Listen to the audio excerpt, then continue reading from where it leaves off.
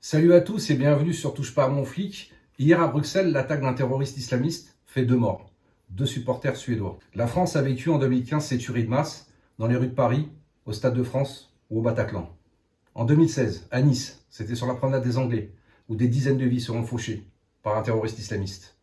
Voici 2 propositions de la France insoumise qui mettent en danger les policiers mais aussi la population française. La première, Jean-Luc Mélenchon proposait lors de la présidentielle le désarmement des policiers. Imaginez le carnage à Bruxelles. Combien de morts supplémentaires auraient fait les terroristes du Bataclan ou de l'Hypercacher?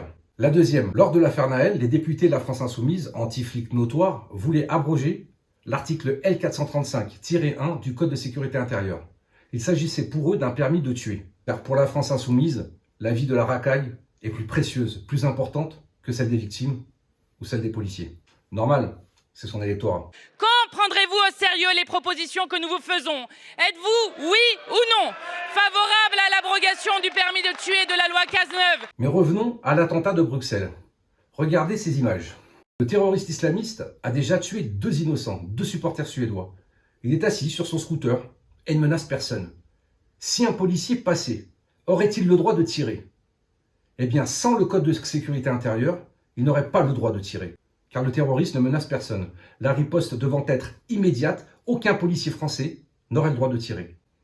Or, avec le code de sécurité intérieure, on peut tirer sur un terroriste qui vient de commettre une tuerie et qui va continuer. Je viens de vous démontrer l'incompétence de la France islamiste, de la France insoumise, qui met en danger sa police, mais aussi ses concitoyens. Enfin, je vous rappelle que le policier de Nanterre est toujours en prison, alors qu'il a appliqué ce code de la sécurité intérieure.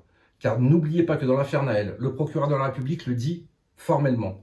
Naël a mis en danger un cycliste et un piéton. Et donc dans sa fuite, il était susceptible de mettre à nouveau en danger de nouvelles victimes potentielles. Je vous invite à partager cette vidéo, à vous abonner à la chaîne Touche pas mon flic. Et si vous souhaitez faire des dons, rendez-vous sur le site internet touchepasmonflic.com, rubrique dons.